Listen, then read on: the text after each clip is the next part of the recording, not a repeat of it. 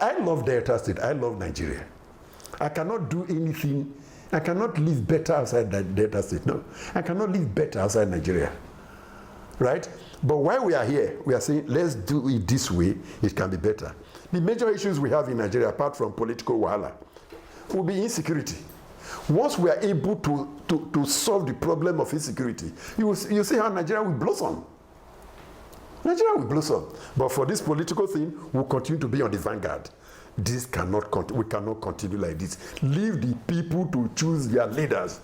Leave the local one to choose who should be their councillor, who should be their House of Assembly member, and who should be their delegate to decide who becomes governor. Then the serving governor just relax. Everybody is your child. Serving president, day your day, make we day our day.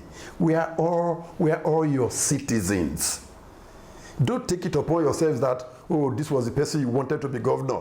He didn't become governor, you will fight. Don't fight the person. He is under you. That person will still come to national meetings where you preside. He gives you due respect. Let it be like that. This is my appeal to Nigerians. Let's get the electoral system right. And then, once we get that one right, once we get the electoral system right, and then the insecurity, we're able to tackle it, and you free the people of this Niger Delta area of killer headsmen. In 3 years, you will see what Nigeria will be.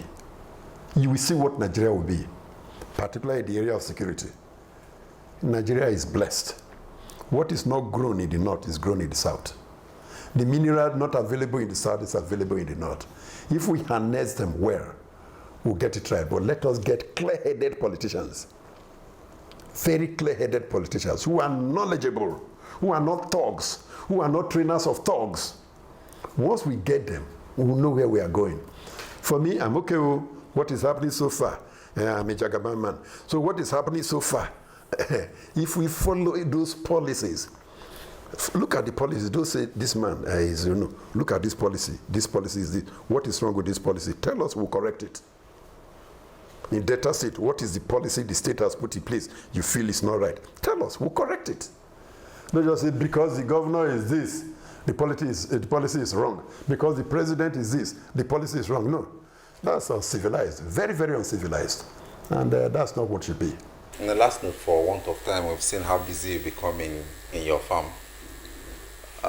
You've done excellently in education in Delta State, which has kind of a decentralized management of schools in Delta State. But let's look at the federal government.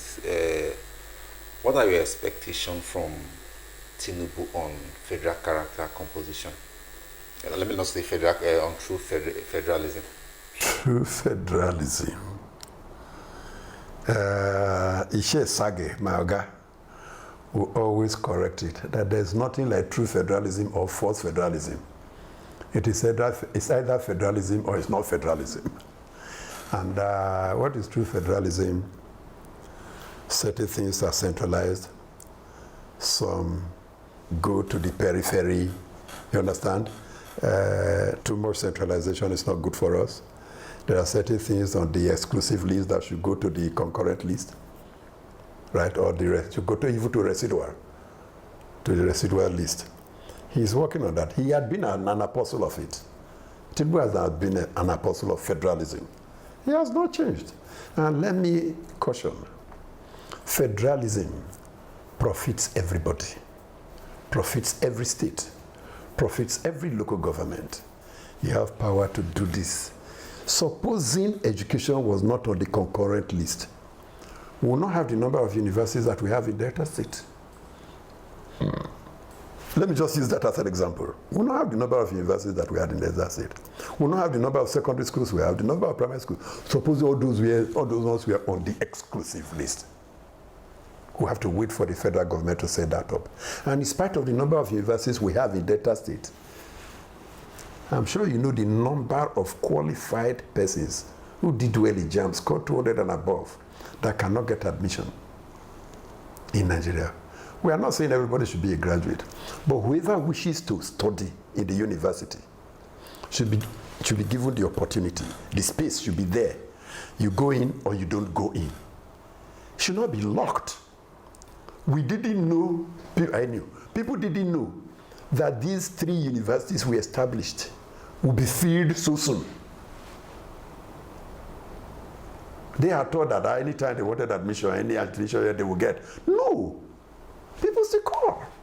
Please, sir, can you talk to social vice chancellor? I say, how they talk to any person again? I'm not tired. You know, of admission. Oh, they are all filled.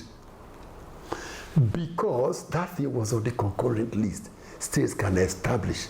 Individuals can establish. You know the number of doctors Igbenedion has turned out? Yes, number of doctors Igbenedion has turned out. Number of lawyers turned out from that university, and Benson Idahosa University. Number of the engineers they have turned out. These boys will probably have been waiting for DERSU or EPOMA or Uniben alone, and they cannot cope.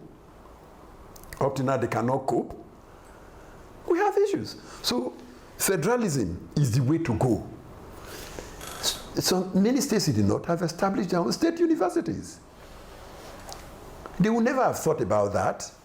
But because there is competition, EPOMA established, Delta established, so Kaduna established, Kano established. They are all establishing their state universities. Fantastic. They will turn out doctors. Before you know, those doctors are in the US.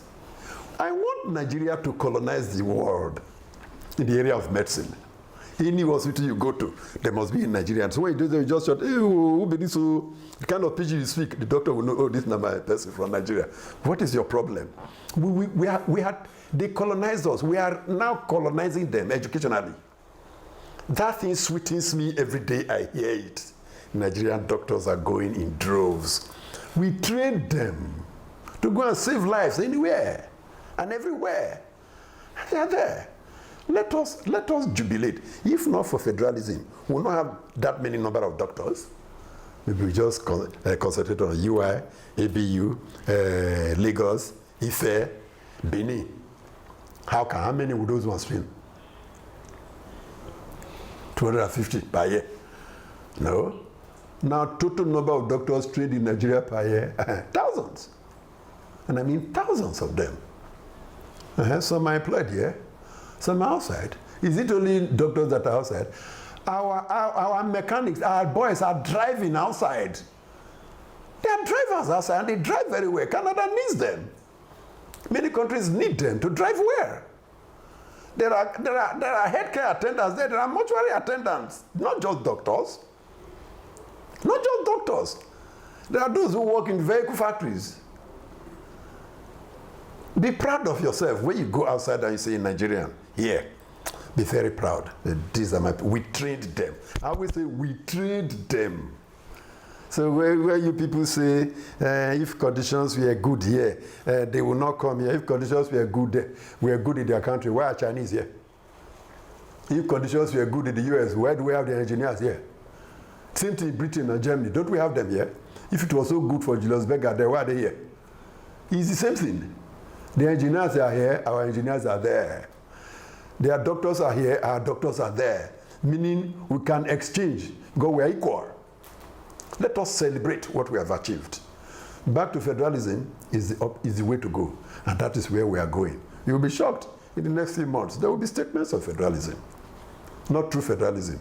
Because there's nothing like true or false federalism according to Professor Sage SAN.